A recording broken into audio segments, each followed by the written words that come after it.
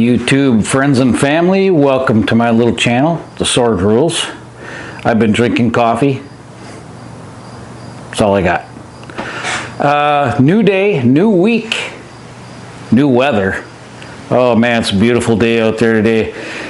Wisconsin, regular summer weather, 74 degrees, 50% humidity, slight breeze.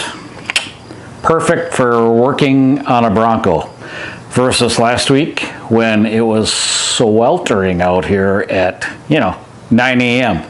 in the garage. So I did a couple of things since the last one, so let me update you real quick and show you what I did. Where we left off was we just had the lights mounted.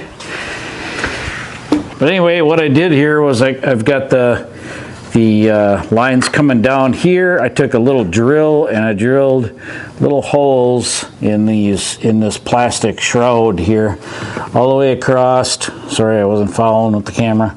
All the way across, and then I just zip tied those in place. That ain't going nowhere. Yeah, that's not going anywhere. All the way across the other side. Let me get you over there. Here's the plugs coming down from the driver's side. I did also mount the switch panel for the AuxBeam control panel that we're going to mount inside the car. I didn't do anything else to it. I just mounted this here. This is the control panel. If I can get that out of here one-handed, I might be able to. There it is. And I'll show you inside here. This is really nice. This is a great setup. They have all the relays in here for you already. You have 1, 2, 3, 4, 5, 6 channels, 5, 10, 20, and 30 amp circuits. And that's going to be so convenient running the wires right in here. You just run the hot one in this side, clamp it down with the screw, body ground right there, boom, done. So I'm going to have 2 hot wires going in. I think I'm going to use these 2 10 amp circuits. Screw those in, be done with it. Have the control panel inside. I'm thinking about doing a light bar across the top here, using these accessory ready locations. Do a curved light bar across the top there, and then for that I can easily just use one of the 20 amp. That's the update. Get you up to speed on what I did under here since last time. What are the next steps, you ask? Yeah, glad you asked that. So back, and this is going to have to come back out so I can access it, but back in there you can see kind of that black blob area back there. There is a pretty large grommet back there. That's going to be the access point for the aux panel cable that comes out underneath the hood from the inside. I'm not going to be recording what I'm doing down in that little hole back there on the firewall because there is not much room down there and it wouldn't be very conducive to recording video for you guys to watch. So I will, after I get the cable run through there, show you where it comes through the firewall, which grommet it comes through, and then you'll be able to do the same thing. I think that's it. I think we're all caught up. As my sister Monica would say, hang on, let me overthink this.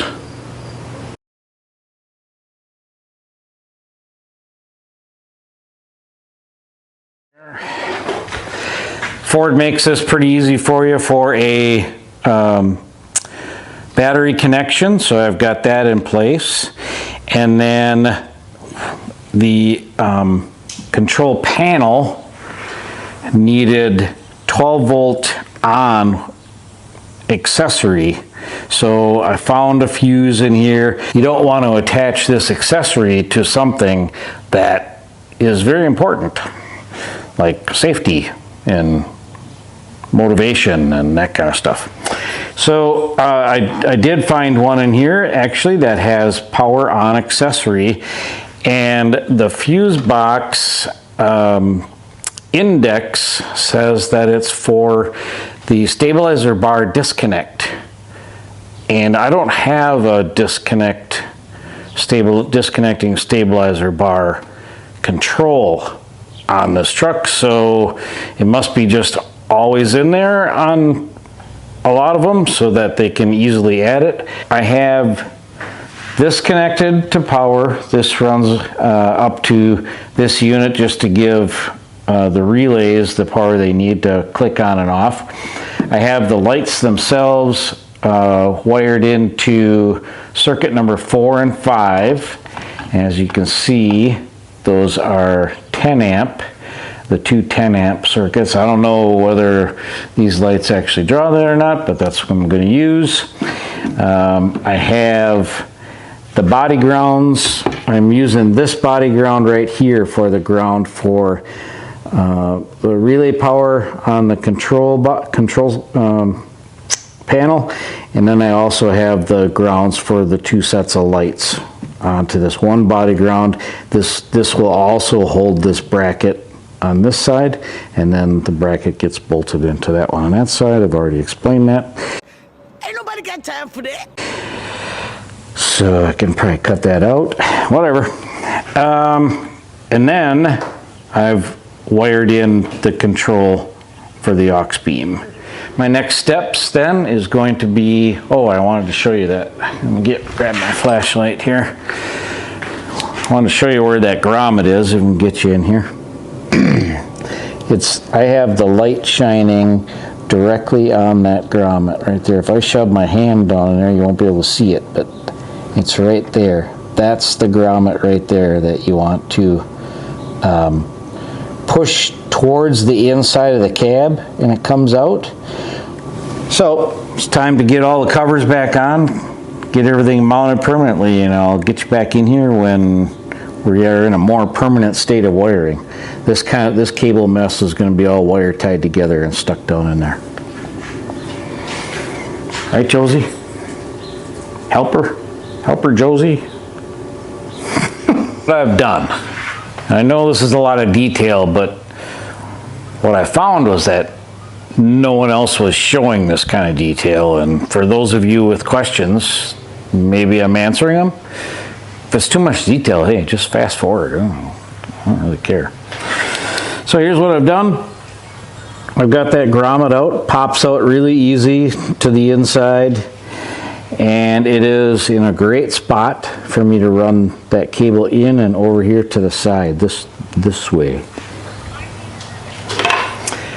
And here is the grommet, and I had to literally gnaw a hole through that thing with a side cutter. That is really thick. That's got to be a 1/4 inch thick rubber grommet, really good and solid. I'm impressed with that. Maybe 3/16 inch, I don't know. So now I'm going to go inside and shove all this cable through. Helper's still out here. Shove all this, no, not all of it, but most of it through, because I'm going to want to bundle it somewhere. And stick this grommet back in its original location, and then I'll be able to run this up onto the dash and remount all this stuff, and we could be nearing completion. All right, next. I wanted to give you a quick shot of what I'm looking at here. So we have that back in place. A little bit stubborn to get in there. You just keep pressing all the way around the edge until you kind of feel it click into place. And then I have the cable run up to here. I have about as much as I need in there. I'm not really sure exactly, but once I do get it all in place, then I'm gonna, get that back on site here.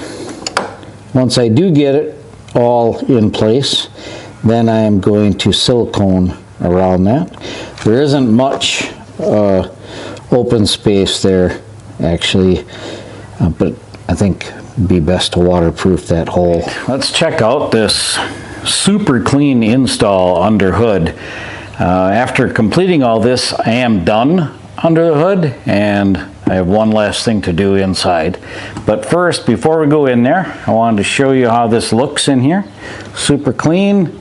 All the wires are wire tied. I have the main power wire tied off down there. That's all underneath the cover. The switch panel power coming out here behind, runs up. I love putting wire ties on things just to kind of group them together and keep them more organized. Anything extra, I wire tied together in kind of a coil and pushed it down there in the hole where they can't flap around. I have the 3 ground wires here, wire tied together. So everything's done underneath there. This is mounted. The control panel is right here, and I'm going to be putting that on my dashboard Picatinny rail system. And I was able to, I should say, 3D print a couple of Picatinny rail mounts and have this ready to slide onto my Picatinny rail. It's almost like a drinking game. How many times will I say Picatinny? Go ahead, drink again. And clamp it in. Once I have it clamped in, it ain't going nowhere. That's not going anywhere. That actually might be going somewhere. Next stop, inside the cabin. Here we are inside the Bronco. The install, as far as you're concerned, is complete. I'm not going to go through all the details of where you're going to run the wire and show you that, because it's really kind of a matter of preference wherever you end up mounting it. And tonight when it gets dark, I'll be doing some aiming.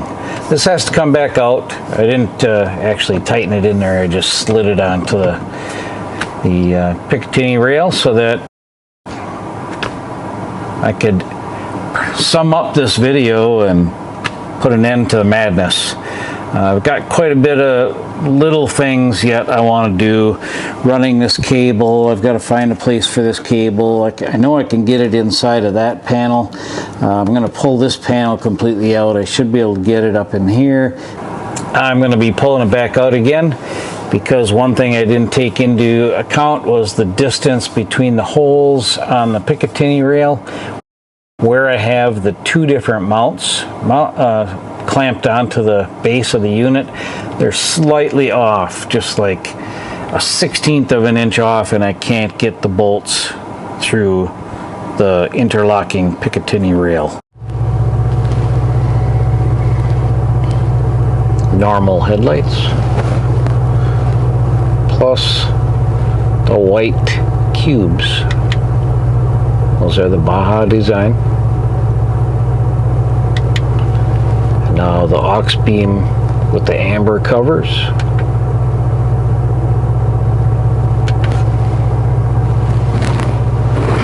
Turn my lights off.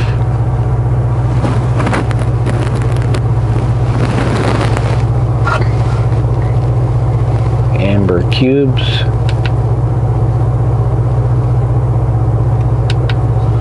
And the white cube lights, Baja Designs.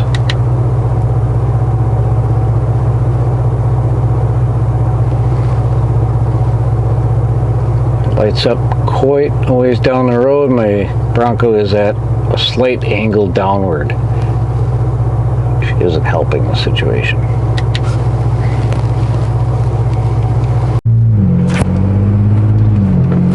Wow, in the city it makes a huge difference. Watch this.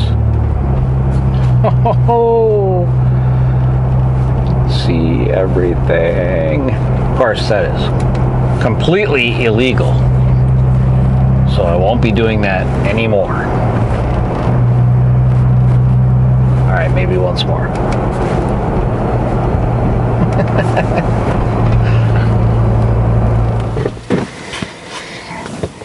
All right, let's wrap this thing up. I think another successful upgrade to Project Redford is complete. I even have the cabling run 98% run where I want it to be run. So came up right through this panel here. I can think of a couple other little things. I think I've got the lights aimed pretty good, but I won't really be able to tell until I get like truly out in the country or on a trail, they're good for now. So glad I got it done. It took longer than I thought it would, but you know, like, what else do I have to do, right? Give me a thumbs up if you want to see more of Project Redford, and subscribe if you want. I don't really care. But other than that, have a great rest of your day.